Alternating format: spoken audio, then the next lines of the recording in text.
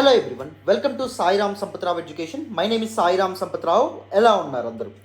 So రీసెంట్గా మీ అందరికీ తెలిసినటువంటి విషయమే, మనం దిశ అనే పేరుతో ఒక free daily mains answer writing సిరీస్ని స్టార్ట్ చేసుకోవడం అనేది జరిగింది.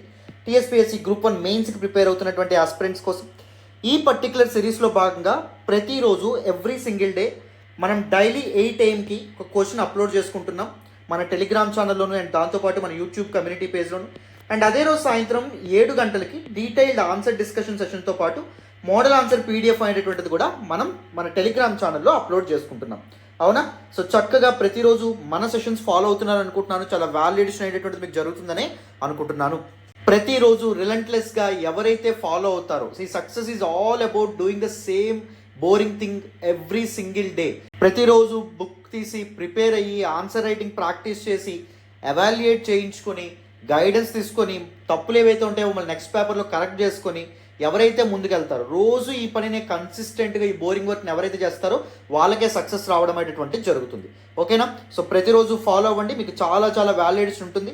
అండ్ ఇలాంటి ఇనిషియేటివ్స్ ఇంకా మా నుంచి ఏమైనా కావాలనుకుంటే, మీకేమైనా అనిపిస్తే కామెంట్ బాక్స్లో తెలియజేయండి. We will consider starting another series for TSPSC group 1 mains as well. And ఈ ఇనిషియేటివ్స్ అన్ని ఇలాగే ముందుకెళ్లాలంటే please do support us from your and please do hit that big fat like button. Explanation ఎలా ఉందో comment చేయండి. మీ friends and fellow aspirants కూడా మన వీడియోస్ని షేర్ చేసే ప్రయత్నం చేయండి. ఛానల్ని ఇంకా సబ్స్క్రైబ్ చేసుకోలేదా? సబ్స్క్రైబ్ చేసుకోండి. తెలుగు రాష్ట్రాల నుంచి కాంపిటేటివ్ ఎగ్జామినేషన్ ప్రిపేర్ అవుతున్న స్టూడెంట్స్ అందరి కోసం మనం చాలా మంచి ఇనిషియేటివ్స్తో ముందుకు రాబోతున్నాం. రైట్? సో మరి వితౌట్ ఎనీ ఫర్దర్ డిలే ఈ రోజు క్వశ్చన్లోకి వెళ్ళిపోదాం. చూడండి అమ్మ. సో క్వశ్చన్ చదవడం కంటే ముందు ఫస్ట్ మనం ఏం చేయాలి? మనం ఎప్పుడు మాట్లాడుకున్నది. సో వర్డ్ లిమిట్ ఐడెంటిఫై చేయాలి. టీఎస్పీఎస్సీ ఎంత సమయంలో మనకు ఆన్సర్ రాయమంటా ఉంది? 12 minutesలో ఆన్సర్ రాయమంటా ఉంది. సో మనం ఎంతసేపులో రాయాలని చెప్పుకున్నాం? 10 minutesలో ఆన్సర్ కంప్లీట్ చేసేటటువంటి ప్రయత్నం చేయండి అమ్మ. ఎందుకు 10 minutesలో కంప్లీట్ చేయాలి?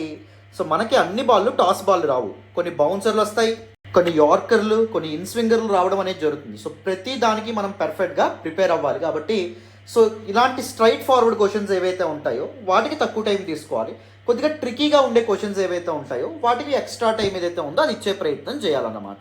ఓకేనా? 10 minutesలో టార్గెట్ పెట్టుకొని ఆన్సర్ రైటింగ్ అనేటటువంటిది ప్రాక్టీస్ చేస్తూ వెళ్ళండి. ప్రతిరోజు కన్సిస్టెంట్గా ప్రాక్టీస్ చేయాలి. చదువుకుంటూ వెళ్ళిపోతారు చాలామంది, ఎగ్జామినేషన్ వరకు ఆన్సర్ రైటింగ్ ప్రాక్టీస్ చేయడం మర్చిపోతారు. అలా చేయమాకండి. Every single day at least 3 questions అయినా కూర్చొని పర్ఫెక్ట్గా ఆన్సర్ అనేటటువంటిది రాయాలమ్మా. రాసి ఒక మంచి మెంటర్తో ఎవాల్యుయేట్ చేయించుకుంటే మీరు చేస్తున్న తప్పులు తెలుస్తాయి. ఆ తప్పుల నుంచి పాఠాలు నేర్చుకొని ఇంకా బెటర్గా ఆన్సర్ రాసే ప్రయత్నం చేయాలి. ఓకేనా? సో మనం విజేత అనే పేరుతో టెస్ట్ సిరీస్ ఆల్రెడీ స్టార్ట్ చేయడం అనేది జరిగింది. ఫస్ట్ బ్యాచ్ రన్ అవుతుంది. సెకండ్ బ్యాచ్ 15th నుంచి TSPSC group 1 mains test series start అవుతుంది. ఎవరైనా జాయిన్ అవ్వాలనుకుంటే మన అడ్మిన్ టీమ్ నెంబర్ 6305955532 ఈ నెంబర్కి ఫోన్ చేసి జాయిన్ అవ్వచ్చు. లేదా you can call me personally. నా పర్సనల్ నెంబర్ 8500671913. నాతోనే మాట్లాడి చక్కగా జాయిన్ అవ్వచ్చు. నేనే మీకు పర్సనల్గా మీ పక్కనే ఉంటాను, మీకు తోడుగా ఉంటాను. మీ పేపర్స్ అని నేనే ఎవాల్యుయేట్ చేస్తాను. సో డీటెయిల్డ్ వెరీ ఎలాబొరేటివ్ ఫీడ్బ్యాక్ అనేటటువంటిది నేను ఇవ్వడం అనేది జరుగుతుంది. అండ్ కాన్స్టెంట్ హ్యాండ్ హోల్డింగ్ ఉంటుంది. 1-to-1 మెంటర్షిప్ అనేటటువంటిది ఉంటుంది. ఎవరైనా జాయిన్ అవ్వాలనుకుంటే చక్కగా జాయిన్ అవ్వచ్చు. రైట్?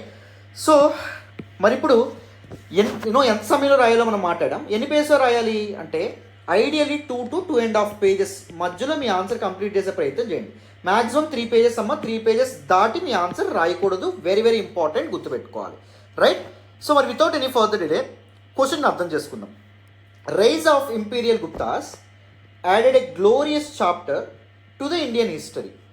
భారతదేశ చరిత్రకి గుప్తుల యొక్క కాలం ఏదైతే ఉందో అది చాలా వైభవాన్ని అందించింది, వైభవాన్ని జోడించింది అని చెప్పి ప్రెసిషన్ స్టేట్మెంట్ ఇస్తున్నారు. అండ్ దాన్ని ఏమంటున్నారు? క్రిటికల్ ఎగ్జామినేషన్ చేయడం అంటున్నారు. రైట్? క్రిటికల్గా ఎగ్జామైన్ చేయమంటున్నారు. And it is ask to critical ఎగ్జామైన్. What you need to do? You need to cover all the dimensions of this particular precision statement. అంటే ఎస్, మీరు చెప్పినటువంటిది కరెక్టే అన్నట్టుగా దాన్ని సబ్స్టాన్షియేట్ చేస్తూ సిగ్నిఫికెన్స్ ఆఫ్ గుప్తా ఏజ్ ఏదైతే ఉందో, the role played by Guptas in adding glorious chapter to the Indian history. So దాన్ని ఇది చేస్తారు. అండ్ సమ్ లిమిటేషన్స్ ఏవైతే ఉంటాయో వాటిని కూడా మీరు మెన్షన్ చేసే ప్రయత్నం అనేటువంటి చేయాలన్నమాట. సో బోత్ ద డైమెన్షన్స్ ఏవైతే ఉంటాయో మీ ఆన్సర్లో బాడీ పార్ట్లో ఉండాలి. So demand of the question ఎలా అర్థం చేసుకోవాలో, కీవర్డ్ని బేస్ చేసుకుని ఏ విధంగా ఆన్సర్ని స్ట్రక్చర్ చేసుకోవాలో అర్థమైందని అనుకుంటున్నాను. సో ఇప్పుడు బేసిక్ అప్రోచ్ మనం ఏం ఫాలో అవ్వాలి మాట్లాడదామా? చూడండి, ఇంట్రడక్షన్ అండ్ దాంతోపాటు కన్క్లూజన్ క్రిస్ప్ అండ్ షార్ట్గా ఉండాలమ్మా. వెరీ వెరీ ఇంపార్టెంట్, గుర్తుపెట్టుకోవాలి. అండ్ రెలవెంట్గా ఉండాలి. క్రిస్ప్ అండ్ షార్ట్గా ఉండాలి. And relevance is also key. Relevance is actually సాక్రోసాంక్ట్గా మనం చెప్పొచ్చు. So the rise of imperial Guptas, అది మనకి కీవర్డ్ కాబట్టి గుప్తాస్ యొక్క రైజ్ గురించి సింపుల్గా ఇంట్రడ్యూస్ చేస్తూ మీరు ఇది అవ్వచ్చు. లేకపోతే గుప్తా ఏజ్ ఎంత significant. For example you can introduce your answer with statements like historians consider Gupta age as the golden age for Indian art and architecture, right.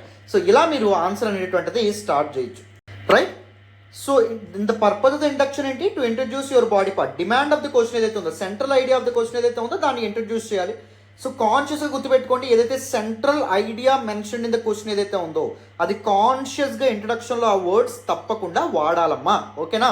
మళ్ళీ మళ్ళీ చెప్తున్నాను, గుర్తుపెట్టుకోండి. And the purpose of the conclusion ఏంటి? To conclude or summarise or provide way forward but of the body part. And కన్క్లూజన్లో ఒక cheat code చెప్తాను చూడండి. Conclusion మీకు వెంటనే తట్టకపోతే you can simply talk about the significance of something, the central idea mention in the question. Significance or importance ఏదైతే ఉందో దాని గురించి మాట్లాడితే సరిపోతుంది అనమాట. ఒకవేళ తట్టకపోతే ideally what you need to do, standard inductions, readymade inductions and readymade conclusions, ప్రతి వర్డ్ సిలబస్లో మెన్షన్ చేసిన ప్రతి వర్డ్ ఏదైతే ఉందో దానికి మీరు తయారు చేసుకొని పెట్టుకోవాలి, ఓకేనా. Very very important, right. Induction ఏం రాయొచ్చు? Provide a brief overview of the Gupta period highlighting its significance in Indian history. భారతదేశ చరిత్రలో గుప్తుల కాలం ఎంత ప్రముఖమైనటువంటిది అనే విధంగా కూడా మీరు చక్కగా రాయొచ్చు. అండ్ బాడీ పార్ట్లో ఏం చేస్తారు?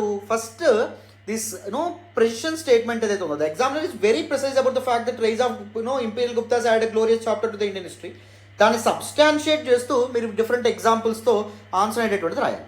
For example you need to discuss the achievements of Gupta period focusing on their political unity. Almost 500 years తర్వాత, మౌర్యన్స్ డిక్లైన్ తర్వాత కంప్లీట్గా పూర్తిగా బోత్ ఫారెన్ అండ్ దాంతోపాటు the regional or domestic power houses ఏవైతే ఉంటే వాటితో స్కాటర్ అయిపోవడం అనేటువంటి జరిగింది entire northern part of India. So entire northern part of ఇండియాని, ఉత్తర భారతదేశం మొత్తాన్ని ఏకఛత్రాధిపత్యం కింద తీసుకొచ్చినటువంటి వాళ్ళు సుమారు 500 years తర్వాత ఎవరు అంటే గుప్తులు. వాళ్ళ పొలిటికల్ యూనిటీ గురించి మీరు మెన్షన్ చేస్తారు అండ్ అంత బెటర్ అడ్మినిస్ట్రేషన్ ఇవ్వడం అనేది జరిగింది. So Guptas administration was based on feudalism, isn't it? So how feudalism served as the platform for the centralised administration followed by Guptas. And even economy, arts and literature, వీటిలో important ఎలా grow అవ్వడం అనేది జరిగింది, ఎలా improvements కనిపించడం అనేది జరిగింది. ఎగ్జాంపుల్స్ ఇస్తారనమాట. ఫర్ ఎగ్జాంపుల్ గుప్తా టైంలో టెంపుల్ ఆర్కిటెక్చర్ అనేటువంటి ఏ విధంగా ఎదగడం అనేటువంటి జరిగింది. సైన్స్ అండ్ టెక్నాలజీ, మెటలర్జీ అనేటువంటిది ఎలా ఇదవ్వడం అనేటువంటి జరిగింది. అండ్ దాంతోపాటు ఆస్ట్రానమీ లాంటి సబ్జెక్ట్స్ ఏవైతే ఉంటాయో అవి ఎలా ముందుకు వెళ్ళడం అనేటువంటిది జరిగింది. సో వి డిఫరెంట్ ఎగ్జాంపుల్స్ ద్వారా మెన్షన్ చేసే ప్రయత్నం చేస్తారు. Highlight the role of key emperors and the advancements made in various domains. For example Chandragupta first, Samudragupta, Chandragupta second, ఇలాంటి వాళ్ళు పొలిటికల్ యూనిటీకి ఎంత కంట్రిబ్యూట్ చేయడం అనేటువంటి జరిగింది, వీటిని మెన్షన్ చేసే ప్రయత్నం చేయాలన్నమాట. You can also talk about the nature of administration and codification of laws during Gupta period. So how ఎంత ప్రోగ్రెస్ వాళ్ళు ఆ సమయంలో సాధించడం అనేది జరిగింది మాట్లాడతారు. And trade, commerce, art, architecture, science, technology, లిటరేచర్లో ఇంపార్టెంట్ అడ్వాన్స్మెంట్స్ ఏవైతే ఉంటాయో వాటి గురించి మనం మాట్లాడొచ్చు, రైట్.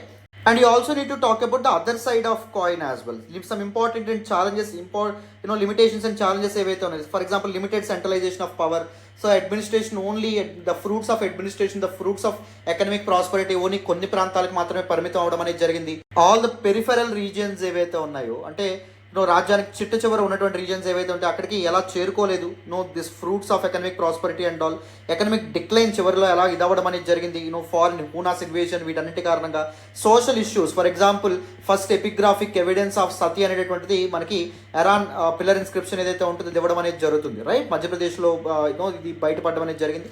సో ఇది చెప్పడం అనేది జరిగింది. సతీ లాంటి ప్రాక్టీసెస్ ఏవైతే ఉంటాయో అప్పటి social conditions, deteriorating condition of women, వీటి గురించి కూడా చెప్పడం అనేటువంటి జరుగుతుంది. అండ్ రీజనల్ డిస్పారిటీస్ ఏ విధంగా ఉండేవి, ఇన్ఈక్వాలిటీస్ ఏ విధంగా ఉండేవి, సొసైటల్ సమాజంలో సవాళ్ళు ఏవైతే ఉంటాయో ఎలా ఉండేవి, అన్టచబుల్ సూదులు ఎవరైతే ఉంటారో వాళ్ళు అలాంటి ఇష్యూస్ ఫేస్ చేయడం అనేటువంటి జరిగింది ఆ సమయంలో, right. So though there was advancement, there huge progress in trade, commerce, art, architecture, science, technology and literature ఇవన్నీ ఉన్నప్పటికీ బట్ మెనీ లిమిటేషన్స్ కూడా ఆ సమయంలో ఉండడం అనేటువంటి జరిగింది. These are some important problems, right. వీటన్నింటి కూడా మనం తప్పకుండా మెన్షన్ చేయాలి. So key jargon like Eran pillar inscription కానీ, లేకపోతే key rulers names like Chandragupta and Samudragupta, వీళ్ళ గురించి మెన్షన్ చేయడం కానీ, ఇవన్నీ మెన్షన్ చేయాల్సిన అవసరం ఉంటుంది. మనం ఎలాగో మోడల్ ఆన్సర్ మీకు ప్రొవైడ్ చేస్తాం కదా, you can go through the model answer. ఎంత కాన్షియస్గా మనం ఎగ్జాంపుల్స్ ఇన్సర్ట్ చేయడం అనేది జరిగింది బాడీ పార్ట్లో, ఎంత పర్ఫెక్ట్గా మనం ఈచ్ పేరాని ఫ్రేమ్ చేయడం అనేది జరిగింది మీరు మెన్షన్ చేయొచ్చు. And conclusion, you can quickly summarise the achievements and challenges of the Gupta period, highlighting it significance in Indian history.